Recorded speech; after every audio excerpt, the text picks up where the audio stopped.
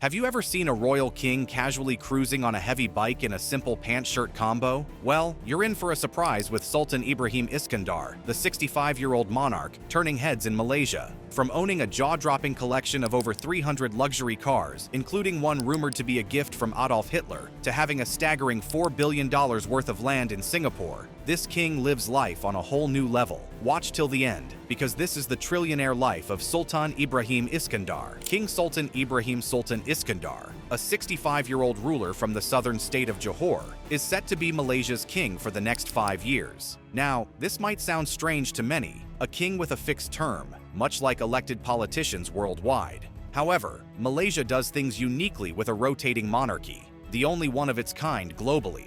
This concept was established by the 9 royal families of Malaysia after gaining independence from colonial rule. So, every 5 years, the heads of these royal families take turns on the throne, swearing in a new king for a set period. This time, it is Sultan Ibrahim Iskandar's turn. He took the oath of office at the palace, wearing royal blue ceremonial attire, in a grand ceremony on October 27, 2023. This special occasion brought tears to his wife's eyes. How sweet is that? Sultan's love for cars and luxurious lifestyle. Unlike the British royals, who embrace the concept of quiet luxury, our Malaysian king is all about living large and making sure you know it. He has about 1 million followers on Instagram, where he consistently posts photos and videos of his motorcycle and luxury car collections, including his 1980 Ferrari Testarossa and bright pink Rolls-Royce. He also has a vast collection of over 300 luxury cars, ranging from an Optimus Prime-style truck to a wooden car inspired by the Flintstones. All of his cars are registered under the same license plate, TMJ, an acronym for Tunku Mahkota Johor,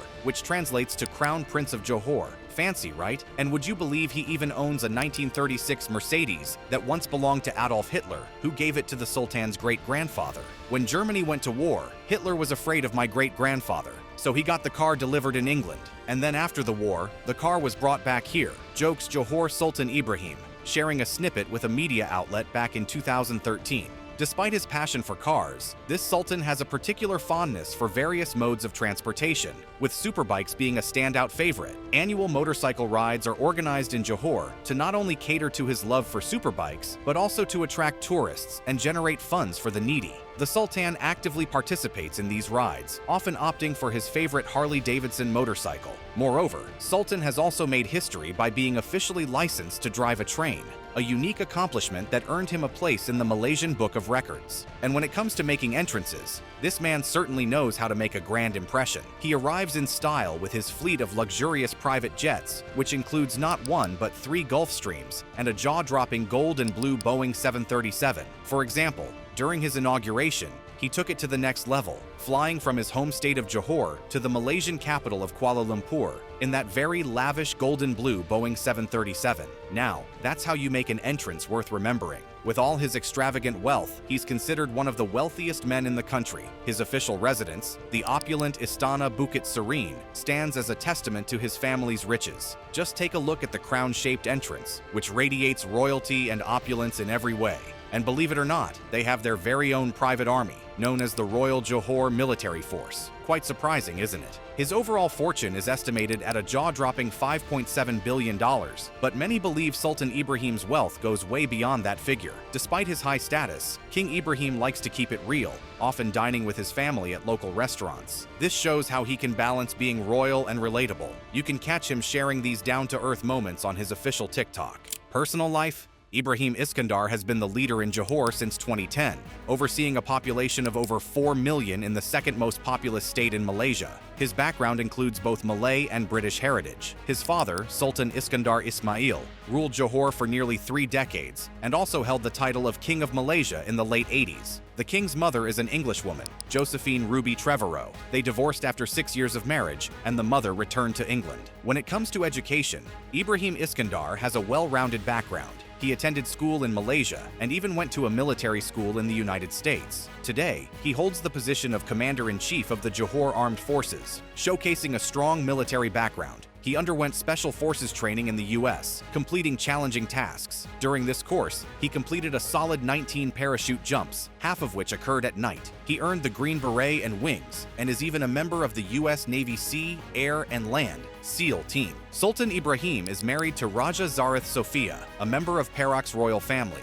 His wife is known as an art enthusiast and a writer, having authored 4 children's books. Together, they have 6 children, including 1 daughter and 5 sons. Sultan Ibrahim is very close to his children and often spends time with them. He is especially proud of his eldest son, Tunku Ismail, who was appointed as the regent of Johor earlier this week. Tunku Ismail is also the president of the Johor Darul Ta'zim Football Club, which is one of the most successful teams in Malaysia. Sultan Ibrahim is also a fan of the club and often attends their matches. Business ventures. When Sultan Ibrahim isn't busy with royal duties, he puts on his businessman hat, investing in private companies and real estate. But, hold on, it looks like he might be heading in the wrong direction here. The country's constitution clearly says that the king shall not actively engage in any commercial enterprise, and Sultan Ibrahim and the Johor family's business activities seem to be going against the country's constitution. The former Prime Minister, Mahathir Mohamad, openly criticized the family, saying they shouldn't be involved in business activities. He thinks it could lead to unfair influence on the Malaysian people, which actually makes sense. Mixing royal influence with business? Nope, not a good idea. Despite all this political drama, Sultan Ibrahim Iskandar maintains a strong presence in various sectors. He proudly holds a significant 24% stake in U-Mobile, a major cell service provider in Malaysia, and has invested around $588 million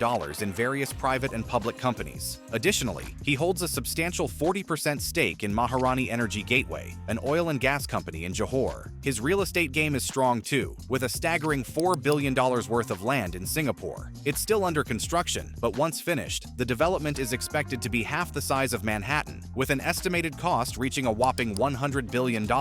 If things go well, this project could improve the image of the royal family, especially with all the political uncertainty in Malaysia. Adding to his financial prowess, the Sultan's investment portfolio sits comfortably at $1.1 billion, thanks to substantial cash flow from shares and real estate transactions. Whether you love him or hate him, one thing is for sure, this man definitely knows how to make his money work. Leader of the people. Unlike previous leaders of Malaysia, Sultan Ibrahim is a vocal and outspoken figure who doesn't shy away from expressing his opinions publicly. His close relationship with Anwar Ibrahim, the current Prime Minister of Malaysia, is evident in his active engagement in discussions about Malaysian politics and Islam. What sets him apart is his progressive stance. Sultan Ibrahim opposes a complete ban on alcohol, the imposition of Sharia law, and a conservative dress code for women. The great Sultan champions love and equality and actively participates in celebrations of Christmas and Diwali. He emphasizes the importance of moderation in a country with a significant Chinese and Indian population,